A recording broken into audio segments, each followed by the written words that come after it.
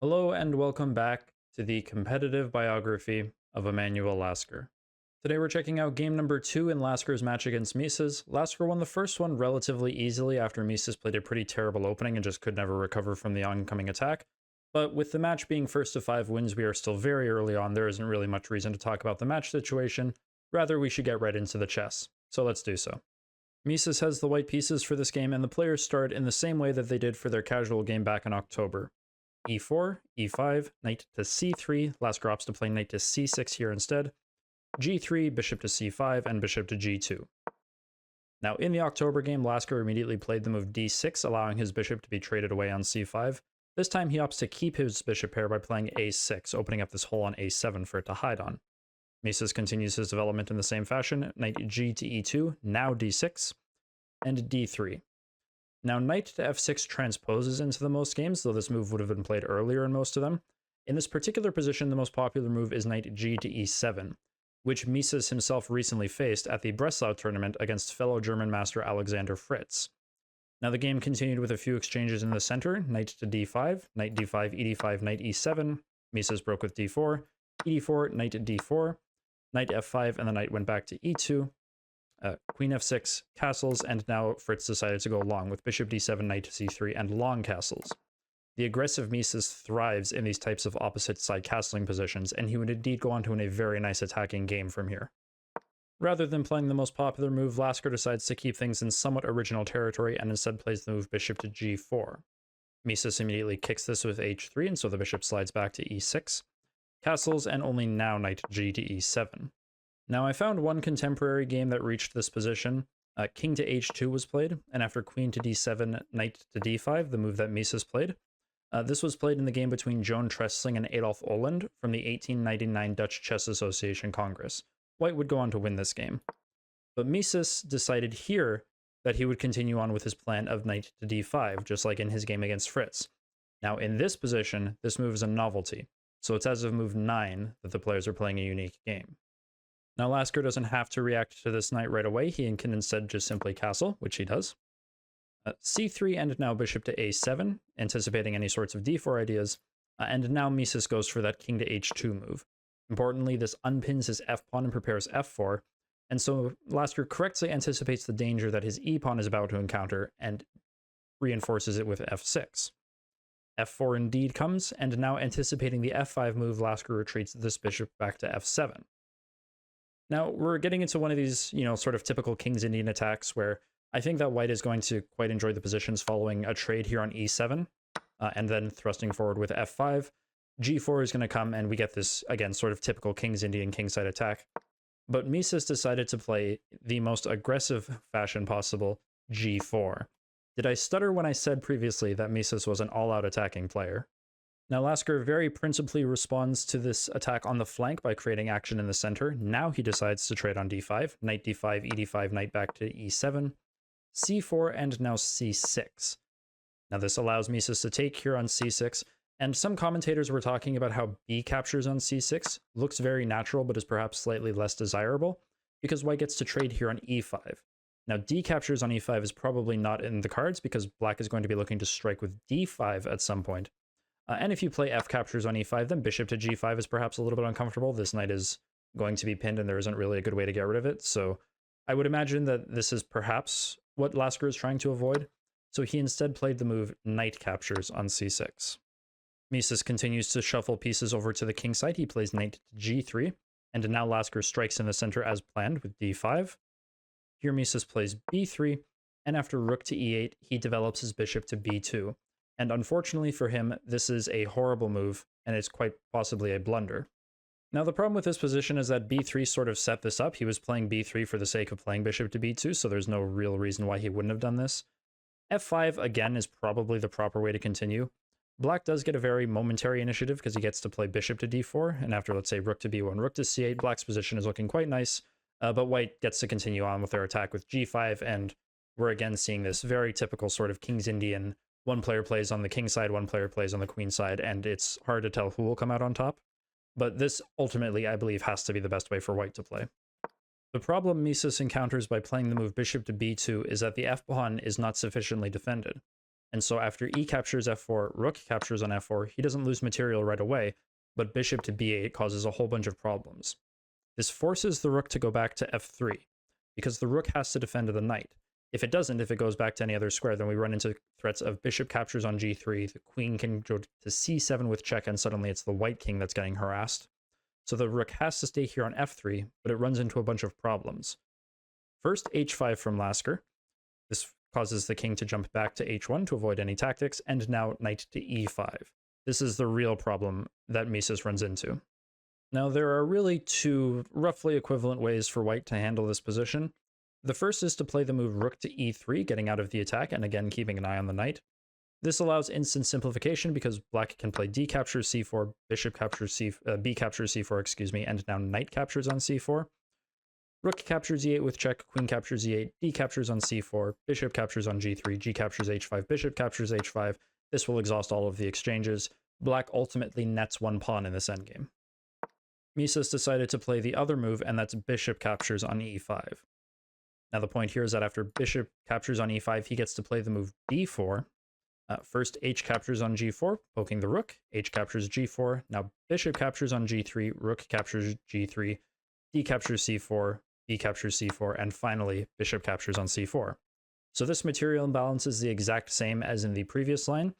However, in this version, Mieses and Lasker have two rooks instead of two bishops.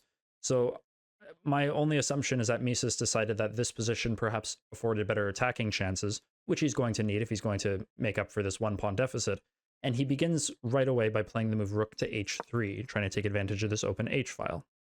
Now, I'm sure Lasker didn't mind getting in this position because he has the chance to immediately take one more pair of pieces off the board by playing bishop to d5. There's no way to avoid anything, so Mieses simply develops his queen with queen to d3, bishop captures on g2 with check, king captures on g2, and now queen to d5 check. The king hides on h2, and now rook to e4 from Lasker, doubling up here on the the d pawn, excuse me. The g pawn is now under attack, and Mieses can't save anything, so he plays rook to c1. Now this is a very interesting position, I must say. Again, rook captures on g4 is possible, rook captures on d4 is possible, the a pawn is hanging with check no less. So Lasker can take pretty much anything he wants, but he decides to play the most patient move possible, rook a to e8. Why not? Those pawns aren't going anywhere, and he's just having all the fun in this position. Mieses at least defends one pawn by playing rook to c2. Lasker improves his rook a little bit more by putting it on e7, and now Mieses has one more chance to try to get something going in this game, and he does so by thrusting forth with g5. Now the question is, can black take this pawn?